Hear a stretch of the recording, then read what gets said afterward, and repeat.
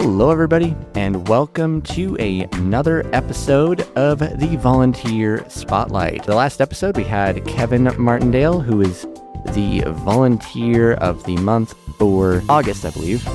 And this month, we've got a pretty special episode because the Volunteer of the Month for September is Phillip Bradbury. And the name Bradbury may sound familiar to some of you longtime volunteers because, well, Kat Bradbury. And let's just say there's a nice little story behind that, which we will be sure to get to in this episode. So, Phillip, welcome to the Volunteer Spotlight, and it's good to have you here. Thank you, and it's always great to be here and be able to support Aftersight. It's been a long journey, I'll tell you that. It really has, but you've been very involved. You've been at the hikes, the holiday parties, the ice cream socials. Yeah, the ice cream socials, the volunteer open houses. I mean, you've been a staple at the events, and definitely has not gone unnoticed. And you currently are a reader of, and have always been a reader of, now the MileHigh Sports Magazine, what just used to be known as Sports, but I think this is a better name because I feel like sports, define the show is a little too general though, and we want people to listen. Your ability to recite things about different sports players from, many different sports, and your ability to talk about just different sports with a very, your knowledge base in addition to the content has definitely made you a very good fit for that show. And we do really appreciate the detailed reports and stuff that you send us each week. It has definitely not gone unnoticed. So yeah, congratulations again. And first of all, though, before we get into any of that stuff, I always love to start these episodes with some kind of fun getting to know you questions, just to add a little spice to the show. So what is your favorite cure for boredom? I could say favorite hobby of all. When I'm bored, I play Chess Titans. It came out on Microsoft many moons ago, and I'll play Blitzkrieg chess with the computer, and I'm only winning a little over half of the games right now, but that's all right. I'm learning a lot, and I do a lot of reading, and just try to keep up on things that are going on around the world. It's some very challenging times, especially in the nonprofit sector. Yes, it very much is. We're definitely in a very unique time in history. I feel like it will go down in the history books. I'm curious what historians will refer to this period of time as. So you're a chess guy. Yes, that's just one of the things I do, and I do a little gardening, and I'm an avid bird watcher as well. A bird watcher. Now, I'd also heard you were, at one point in time, you kept bees. Do you still do that? No, I don't do that any longer. It got really depressing because the colonies would really struggle, and there's a lot of people in Boulder County that they all want to save the bees. So we have a lot of bees, but I don't think there is the forage that is necessary, and finding good forage is really difficult. So I've kind of given up for now.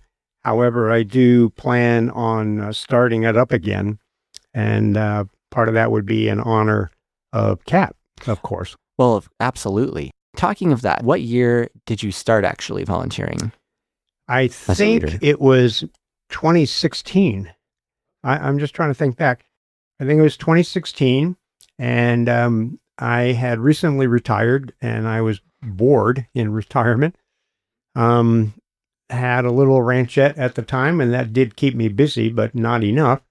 And so I was reading the Boulder Camera when I got it in print form, and I'm flipping through the pages, and there's a quarter-page ad that is for all the nonprofits in Boulder County, and they rotate through that quarter-page ad that's donated by the Boulder Camera.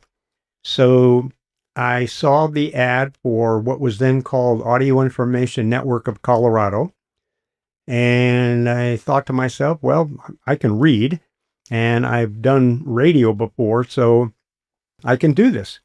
So I went in for the audition, and I met Kat, and I passed the audition. Nice. And then she gave me a few assignments to do. So after all of that, I was hanging around in her office because she totally fascinated me. She bristled when I would call her this, but she was a smart cookie. At any rate, I just hung around asking stupid questions, and then I would come in once a week and I'd chat with Kat, and then I'd do my recording. She was always kind of stressed because she wore a lot of hats. Yes, she did. When it was AINC.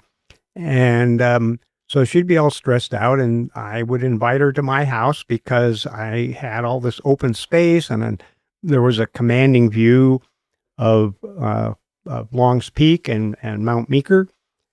And she would hang out, and then we'd have dinner, and she'd go home. And then after a while, I said, and then she was living behind the Cannon coffee shop. And that was fine because they used to close at 2:00, but then they got a liquor license and they'd have an open mic night, and she just wasn't getting any peace. Yeah. So I said, well, this is crazy. I have half of a house that you can have. You can have 2 bedrooms and the bath for all of your stuff.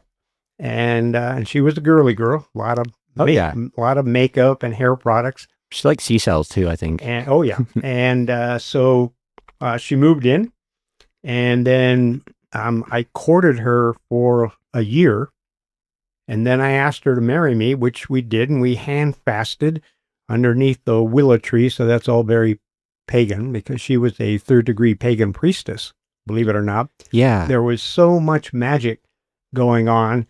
One day she said that she could conjure up the rain. So we went into my little shop. We made a couple of rain sticks, and we went out there, and she chanted a few things, and about 10 minutes later it started raining. And it wasn't like just, a few droplets. It was rain. And I was totally impressed. She was just totally magic. And, jokingly, I would say, I have to watch my P's and Q's because I wouldn't want her to turn me into a frog. So that's how it started. And then we sold the ranch, and we moved into a place in Lafayette. And I was still reading and doing it in the studio. And then I started doing it from home. We set up a little home studio. And then sadly, she passed away. So this is like the 3rd year that she's been gone. I miss her terribly. And then I moved to a small little place. And in the 2nd bedroom, I set up a small recording studio. And through your help, Evan, we tweaked the sound so it comes through clear and crisp. And I'm hoping that there's a lot of sport fans out there that appreciate our transition from up-to-the-minute sports to sports in the Denver/Colorado region. And so I'm excited to read from the magazine, even though things are a little behind because it only comes out quarterly now. Yeah. There's a lot of bios, interesting bios on people that you never thought you'd even hear about. And so that's just a piece of diving into Colorado sports history.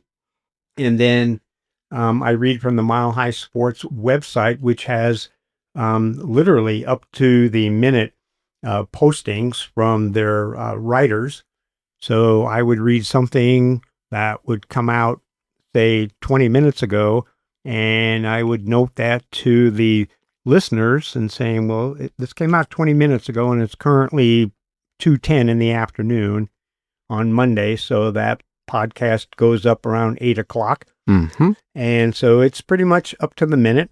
And of course, now that the football Broncos season is underway, there's always something to talk about. Oh, yeah. And then, of course, we have Nuggets coming up, and the Avalanche are going to start up again. And of course, there's CU football and the Rams.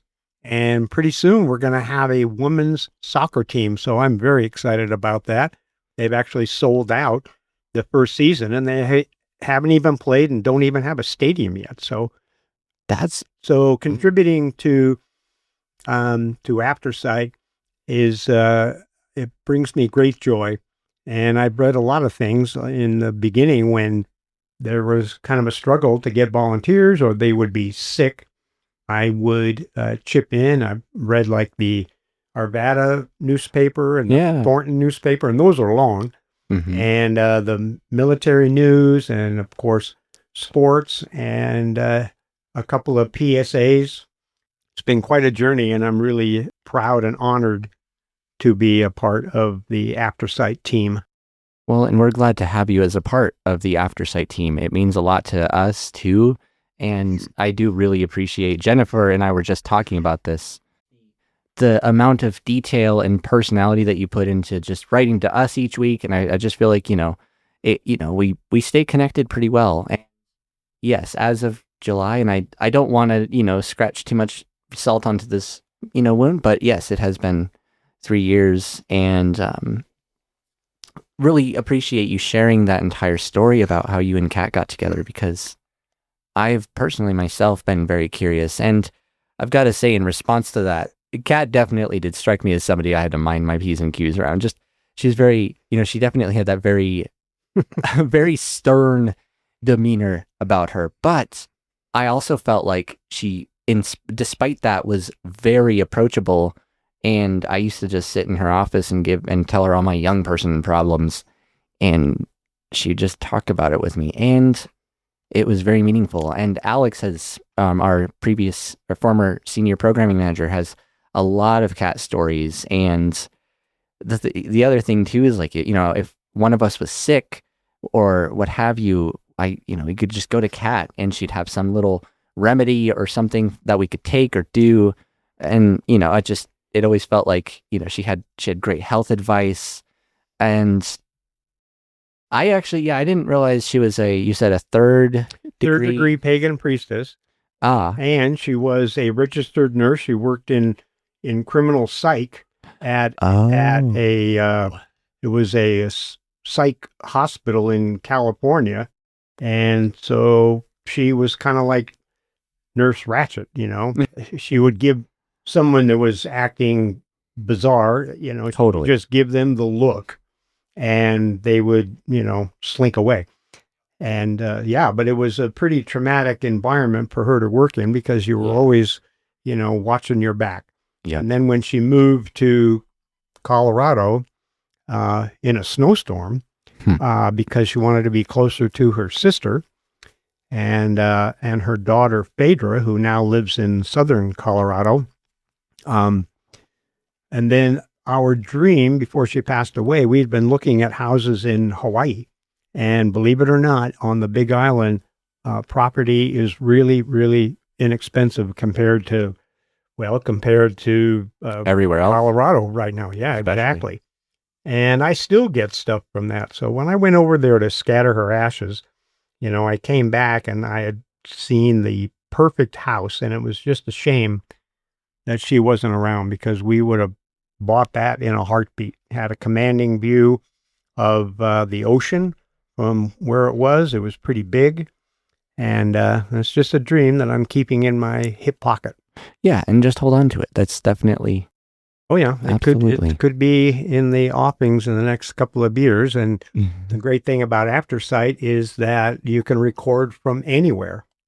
That is true. So that's pretty exciting. Yes, that is the beauty of it. Yeah. I always say we've got people that have recorded from South Africa and that send us audio. Really? Both, like, usually earlier, if not almost always on time. They haven't been volunteering for a little while now, but that does, regarding her being a psych nurse and just being in nursing, that I guess that explains the whole nurturing and caring ability, and the whole, like, oh, you're not feeling well, I have something to help you out. And I have an incredibly massive amount of respect for anybody that's a psych nurse, just because it's a very hot, fast-paced, high-stress field. And kind of speaking of the high stress, yes, Kat really did do, like, the work of 3 people. I mean, she not only managed all the volunteers, but also all of the programs and publications, the audio, and even parts of the broadcast.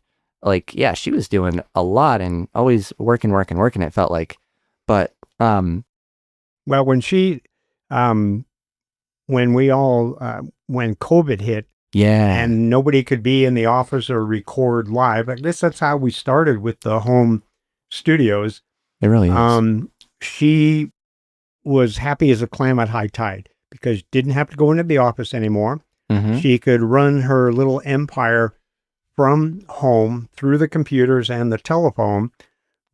She had an office in at the ranch there, and we put up billboards and we had all the programming up on the walls and all that kind of stuff. And she Oh, was wow. juggling people all the time and getting readers to, to finish their projects and all that. Oh, yeah, it was great. And speaking of the alternative energies, and this is one of the things that impressed me about Kat because she and I were on the same wavelength as far as alternative medicines go. Yeah, And definitely. and you can be a testament to that because she was able to cure people with just a few little essential oils and some other potions, and it worked every time. Yeah. Didn't have to depend on modern medicine and that kind of thing. I've been around the block a few times, and she was the most complete relationship that I ever had. It was truly love, and we were one with each other, and it was great. It was evident from looking at you guys both, that dynamic. It was always I was kind of found it funny too because you always used to scare Alex and I when you'd sneak up to the control room and you'd be like, "Hello, children." Yeah, right. Yeah. And I must say, if I may offer a testament to her medication or her medicine, I used to suffer from. I still have occasion anxiety a little bit, but I used to have it really bad. And she's since both through certain I still have the thing of them. They're like these tablets, and also just talking to her, like she's been able to help me get. She helped me get a handle on it and kind of just work with and cope with anxiety a lot more. And since then, I feel like it's helped me become a better person. So I cannot appreciate that enough. I was gonna ask like the whole transition from everybody all being in person to recording remote and COVID and stuff because it was a huge, very tough time for everybody and for us. I mean, we lost like 60% or something of our reader base, and having people being able to record from home and then having other people like yourself pitch in and substitute shows definitely helped a ton. So honestly, let's kind of circle back though to when you started volunteering for Aftersight. And this is a question I always like to ask people just due to the chronological style of the way I like to work through people's stories here. But what was it like for you when you first begun reading for Aftersight? Well, when I first started, the reading part is easy, but the challenge was describing the photographs and what was in the photographs. How do you describe a person? Where do you start? And especially with the MileHigh Sports Magazine, when I record, I pause and then I will look over the ad or the photograph of someone, and I will basically go through how I'm going to describe it before I actually record it. And that's really helped a lot. And then there was a little training class that you guys did on describing photographs and advertisements. And so I have a much easier time doing the pictures and the ads now. In the magazine, some of the same ads pop up, in every new issue. So I'm getting better at being able to describe them. I can add a little more detail. That whole training and everything has really worked out a lot. I'm hoping that there's some feedback from the listeners as to, maybe the description of people and ads and that kind of thing is making an impact. So I'm hoping that you guys get some positive feedback. And even if it's, not so positive, that there's always room for improvement. Oh, of course, no. And in fact, we will be seeking and are continuing to seek feedback, mostly through our dedicated programming advisory committee. We're going to have them look over some examples of image description and some ads and stuff. We definitely will give any volunteers, including you, feedback, if any, positive or negative, because it is an aspect of reading that we want to really continue to expand on. And especially with newspapers kind of shrinking and going into, I don't know, like digital format. Yeah. Right. Or also sometimes even recording or releasing on like a quarterly basis and stuff. It's more vital than ever, especially nowadays, to really equally represent the content as it was written so that listeners have the same equal opportunities as everybody else that can read the papers. And yeah, it's definitely it's work in progress. Well, yep. And Aftersight is a window to the world. And so getting it right is really important because that informs people of decisions that they have to make. I like your wording a lot, actually, and I almost want that's good marketing material right there. A window to the world. Why didn't we think of that? Because we brand as the community hub, and I like that, but that's a really good way to market. I better remember that, right? I also got to say, I completely forgot. I'd always seen you as the sports guy, but I forgot you had also done reading of the Arvada Report and the Thornton Voice. In fact, I'd seen, when I would peruse the archives, I'd seen some old readings that you'd done, and I'm like, oh, that's Phillip. But it sounded different because you were in the studio. On the topic of the studio space, let's kind of talk a little bit about your recording setup, because you and I have worked together on, perfecting it and making it sound as good as it possibly can. And it sounds great now. And well, it was a transition. I was using these Helix gaming headsets with a built-in microphone, and it sounded okay, but it wasn't really good quality. Mm-hmm. So when I was unpacking stuff, I came across this microphone and boom setup that Kat had bought, and I thought, oh, well, maybe I could either sell it or donate it to Aftersight. And Kat was... she shopped Amazon all the time. That's how things got done. Especially when she could order groceries and just about anything right from her computer, and stuff would show up. Once I'd come home from work, there'd be like 3 bags of groceries out on the front porch. Mm-hmm. And so it turns out that the microphone setup that she had purchased was rather inexpensive. And once again, it came from Amazon. And after you and I had talked about ditching the Helix gaming headset, I set that up, and it sounds great. So my little setup, I just have a couple of few poles that are kind of crammed into the ceiling, to hold everything upright. And I've got these little curtains that surround everything, so there's sound baffles against the wall. Uh-huh. And I have a small laptop, and with that laptop, I can reduce to half page the MileHigh Sports Magazine, and then on the other side, I've got Audacity, which is how we record things, and have Audacity in a smaller window, and I can enlarge, and it's much easier actually, because I can rock and roll through stuff, and with Audacity, you have the ability to pause in the middle of your recording and not lose your place. And, and then I try to go through the ads and figure out how I'm going to describe them. And then, and then I carry on. Mm-hmm. So that's basic. It's a very basic setup. However, one of the things about Audacity is that the sound is crisp and clear. Yes. So, I just have to make the time so I can sit down and play with Audacity a little more to see how I can cut and paste in case I screw up, and how I can go back and overwrite what I've read and that kind of thing. So, yeah. So it's just a very small setup, and really anybody can do this setup. If you have a computer and you can afford, say, like $40 for this microphone setup, you are good to go. Yep. Yeah. So I look forward to, doing more and taking on more reading assignments through Aftersight, because it's always a joy, and I get to do something new. You guys will have an assignment like, Mainliner. yes, exactly, mainliner. And I read a bunch of those pages, and that didn't take long.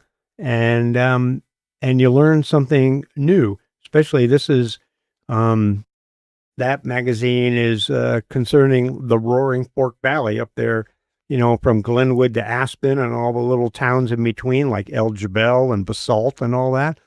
There's a lot going on up there in the Roaring Fork Valley. So it's always, good to see what's going on in Colorado. And so here's kind of an idea. I don't know if there's a travel program, but highlighting different parts of Colorado would be a great little program. And speaking of which, if I can take it a step further, Of course.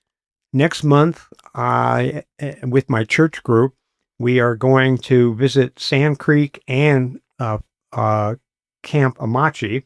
Sand Creek, of course, was the Sand Creek Massacre that took place in November of 1864, and Camp Amachi was the Japanese internment camp during World War II.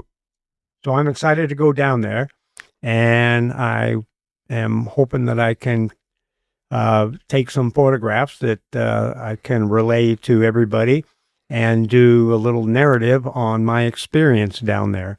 So I think, yeah. And then other spots in Colorado that I have on my bucket list, like going to Dinosaur National Monument, things like that, it's like a travel log.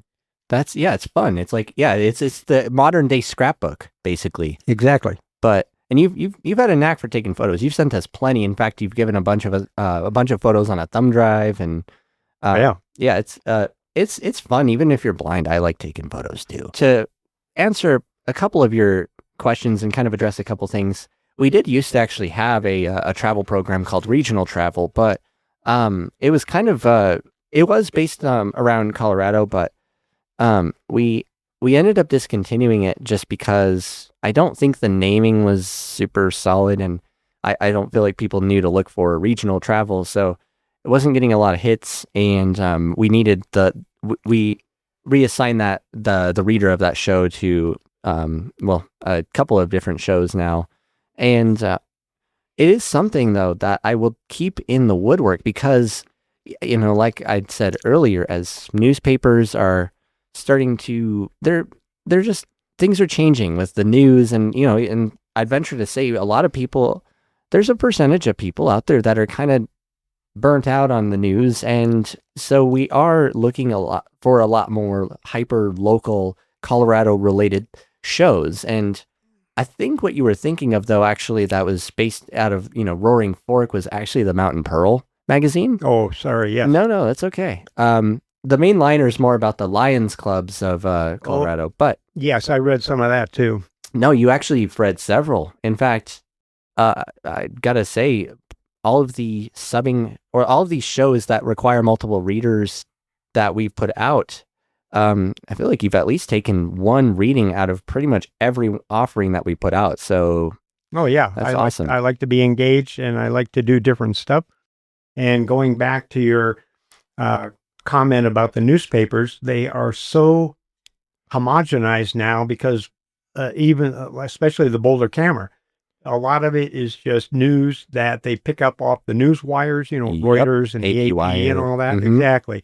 And there's hardly any local stuff anymore. So I think that would be something important to try and start up again. Well, thank you. I will note that for sure. And I'm sure Jennifer and I will talk about it. And yeah, as you said, a lot of newspapers they're being picked up by larger companies and hedge funds that are kind of buying these papers out and making them basically they're all kind of the same. It's just recirculating the same news, but in very, very ever so slightly different ways nowadays. Well, there's an interesting glitch or loophole because I subscribe to the Boulder Camera. Right. And so I just get the electronic edition. However, the same corporation that owns the Boulder Camera also owns several other newspapers. And believe it or not, you can access those by just going to their link, and you can log right in without the paywall because basically you've already paid for it. So going back to the trip to Sand Creek, I think what I'll do is I'll make a little recording and I'll let you guys figure out that if there's something you want to post and see what the response is, and maybe we can continue it from there. So it'll be a little experiment, and you guys can edit out whatever and make it a half an hour, which would be a lot. Oh, it would be. But it does sound like a fun idea, and it sounds like it could be a very entertaining and informal show or informational show for anybody, especially in Colorado. And actually, circling back even further to prior to volunteering, I'd like to highlight the stuff that you have done on radio, because we briefly mentioned it at the beginning, and you and I were talking about it before we hopped into the studio here. But you were actually one of the Cuva volunteers that I had heard of, because there are a few. Oh, in the very beginning, I was there. Let's see, the station went on the air in August, 40 years ago, believe it or not. Wow. And I was working at UPS at the time, and some people told me about it. Oh, they play the blues, because I came from Chicago, and I have an affinity for Chicago blues and any other kind of blues. Oh, nice. And so they said they were looking for volunteers. So I went down there, and you'll get a kick out of this. The recording studio, it was so primitive that they had egg cartons staple gunned to the walls to act as sound baffles. And I went in for my audition, and the program director at the time, Mercedes Hernandez was her name, and she gave me all these records, as long before CDs. Oh, yeah. She gave me all these records, and they were in Spanish, and she just looked me straight in the eye. And she says, it's a good thing that you got that last one right, because if you didn't, you were out of here. So I started, at KUVO, and I did the community calendar for a while. And then I had my own radio program, and that went on for 11 years. This is long before Carlos Lando showed up. Once again, I was kind of bored, and I went down to help out in the studio. And Ken Hamlin was a talk show host, and he picked up a slot on KUVO, and he was getting frustrated with the board operator there. So I didn't live too far away, so I went down there. And this was the day that the Valdez oil spill took place. And they only had one telephone that had an outside line, because it was a lot of volunteers. People would come in and they'd jump on the phone and call family down in Mexico, for example. And so they had to put locks on the phones they didn't take advantage of your long distance. Exactly. Squash all that. Yeah. So I decided, everyone's talking about how terrible it was and blah, blah, blah. So I called Valdez, Alaska. I called the city hall, and the switchboard operator that answered said, oh yeah, the mayor's at his house. Would you like his number? Well, you bet. And so I called the mayor, and here he is sitting in the kitchen, and we're talking about the oil spill and how he's going to handle it and how it's going to affect the community and all that. Ken Hamlin and I, we were the first persons in the world to contact anybody up there in Valdez, Alaska. And that kind of put my bee in Ken's bonnet, and he and I partnered up, and I was producing his show on a regular basis. And then we moved over to KBX 710 AM, and we were there with the triumvirate of talk show host at the time, Peter Boyles, Gary Tesler. And it was a good experience, very intense, because I had to come up with a new guest every 20 minutes for 3 hours, 5 days a week. And so I was working on up-to-date stuff, and you'd have to, cajole people to come in and talk on the radio or even by telephone. We did a few book reviews, and I had to put together Club KBX once a week on a Friday.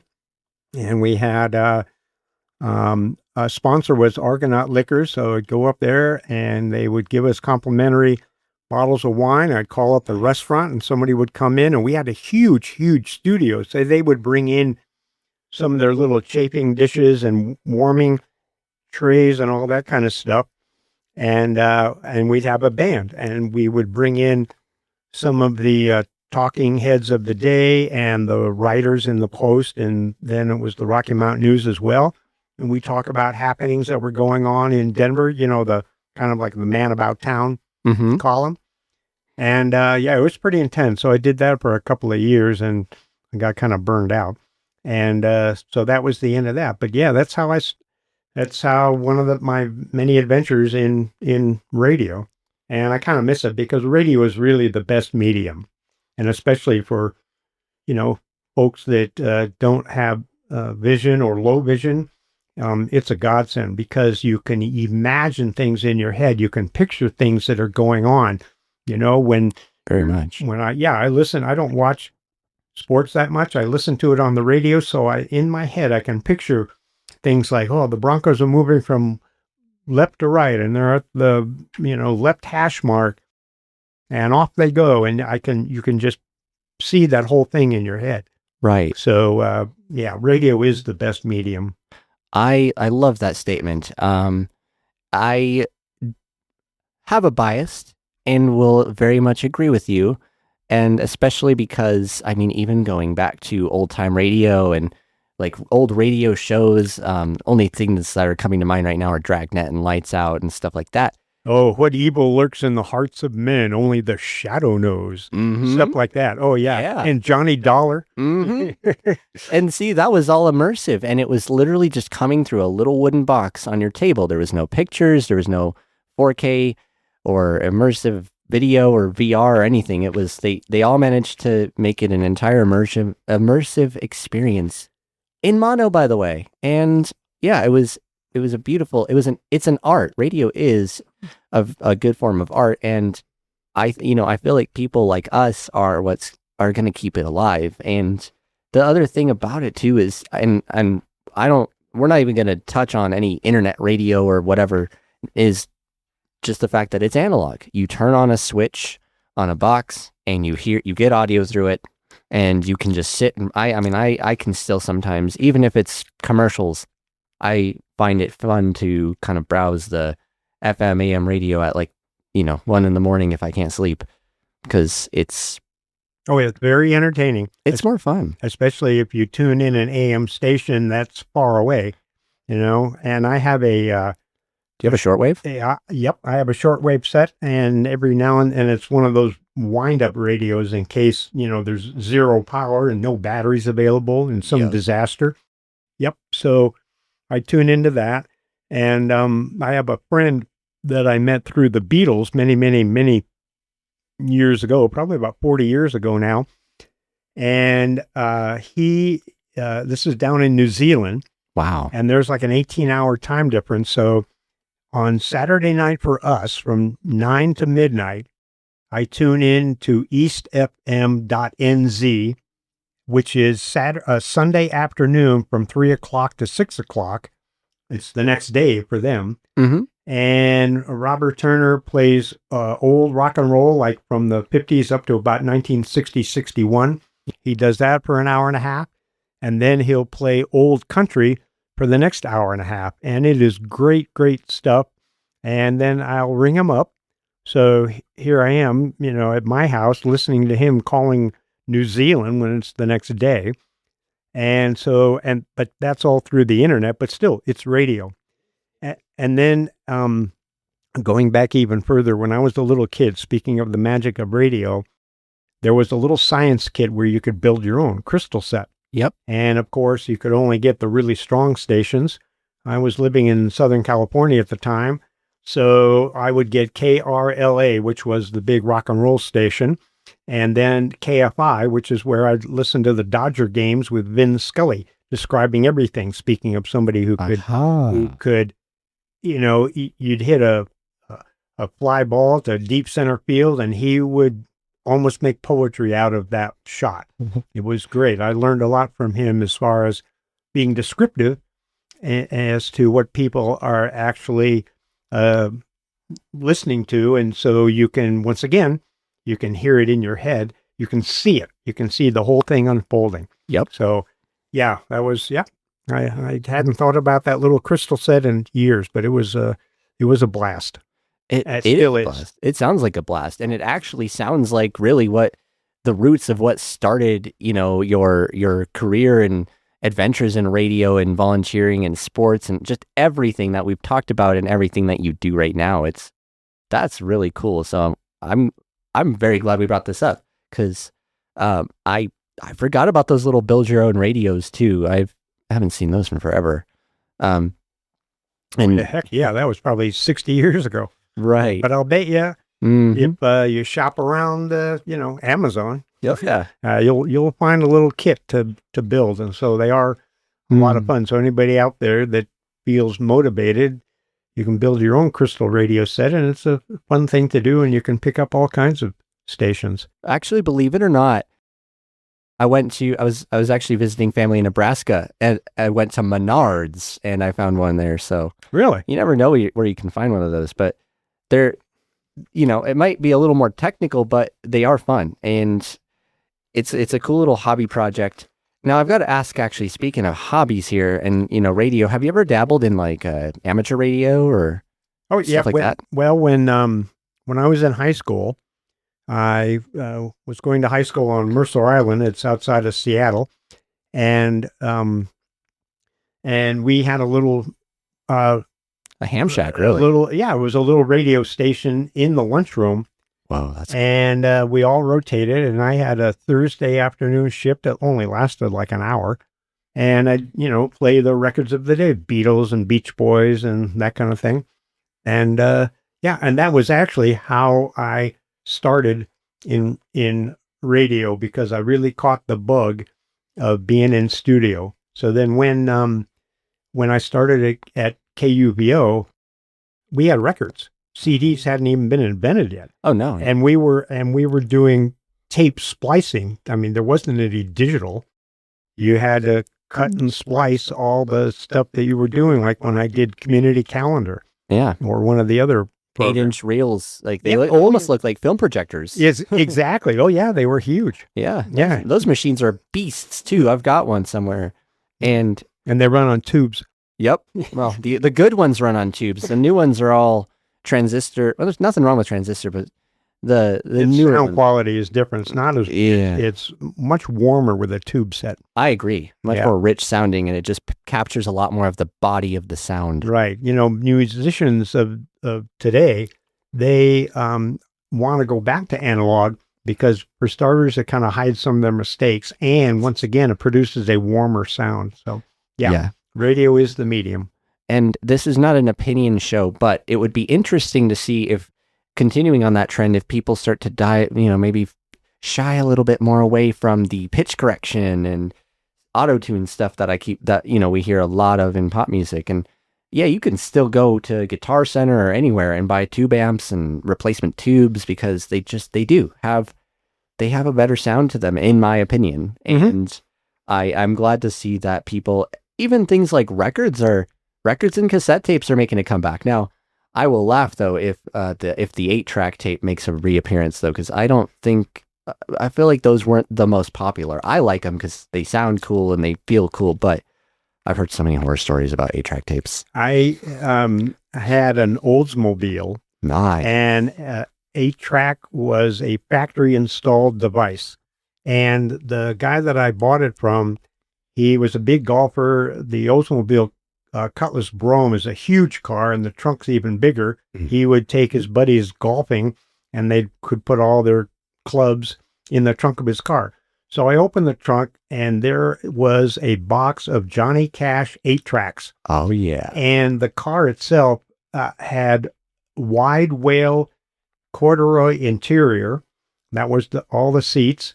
And I was working for the city of Denver at the time, and I had to train a few guys, so we'd all pile into my car, and we'd throw in a Johnny Cash 8-track, and off we'd go to these job sites. It was a blast. That is a blast. And Johnny Cash is great driving music. I just got to say. Oh, yeah.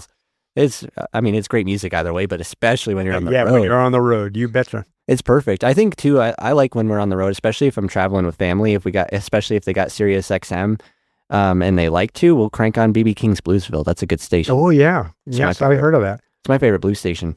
Because I like me some blues too, and some old bluegrass and old country, because it sounds country, but wow, Well, you would enjoy Robert's show for sure. Oh, I'm sure. Now, we've been going for a bit, but before we wrap up this episode, I would like to give you the opportunity, if you have any questions for me, Evan Starnes, as the host, or for Aftersight, or feedback. The way I just have to honor you for what you do around here, because your vision is limited, and you like you and I fixed my mic problem, and you just rock and roll through stuff, and I honor you for being able to do all that, because it just seems overwhelming to me. So as you know, so the more chances I have to volunteer with Aftersight, I just love you guys so much, and really appreciate all that you do for the community that is dealing with Vision loss, with problems after they lose their vision. Yeah, or even some that were born with no or little to no vision, but they've never really been able to branch out, or they were sheltered most of their lives, and just don't know how to get information and how to get on their feet and become independent. Definitely stuff like that. And your dedication. Well, that's the mission of Aftersight, is to get those people that feel like their life is hopeless and they're shut in all the time.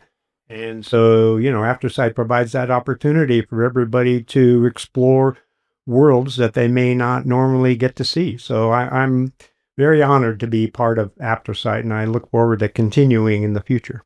Absolutely. And helping open people's window to the world, as you said. Amen to that. Mm-hmm. Yep.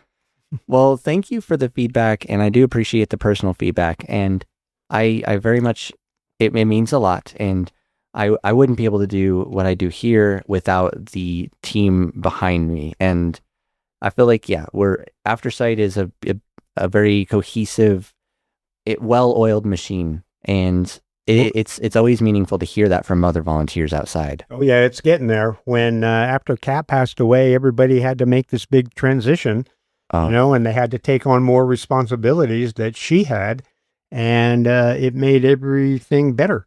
Look, you guys moved to this great new place, and you've got great new studios and all that, so it's very exciting. It very much is. And yes, it was, emotions and just the sadness of the loss aside, it was a rough transition, but especially people like Alex really, really stepped in and just knew what to do, and knew how to get it done, and knew how to really make this machine work like it should. And I feel like we pulled through, and I love the new space. I think it's a lot better than Boulder, trust me. Yeah, it is. I know the building's pretty new. Yeah. And you guys did a great job in fixing it up so that we could do recordings like this. And you can have guests, and it's a big open space, and everybody I think is really happy here. And of course, the Taj Mahal Indian restaurant is dangerous next door. Yeah. That place is dangerous. Yes, it is. If you like Indian food. Yes, I do. I have to restrain myself, especially because you can smell it when you're walking outside of the office, and you're like, all right, yeah, little curry goes a long way. Well, it sure does. In so many ways. Well, Phillip, thank you so much for everything, especially today, for hopping in front of the mic and just offering all of these stories and bits of tidbits of information and suggestions, and your feedback. And your dedication has definitely not gone unnoticed, and will not. Congratulations again. You have very much earned the Volunteer of the Month nomination, and I'm excited. We're excited to continue working with you and really appreciate it. Well, I appreciate you guys too. And this hour has gone by really quickly. I was kind of surprised, but thank you very much for that honor. And I will continue to carry on and pick up extra assignments. I'm really excited to be a part of Aftersight. Well, and we're happy to have you. And it has been an hour. You're right. We were talking about that at the beginning, and here we are, almost an hour later. Well, it's been great shooting the breeze with you, Evan. It always is. All right. It always is. All right. Well, thanks again. Of course. Well, thank you, everybody, for listening to another episode of the Volunteer Spotlight. If you enjoyed the show, please share it.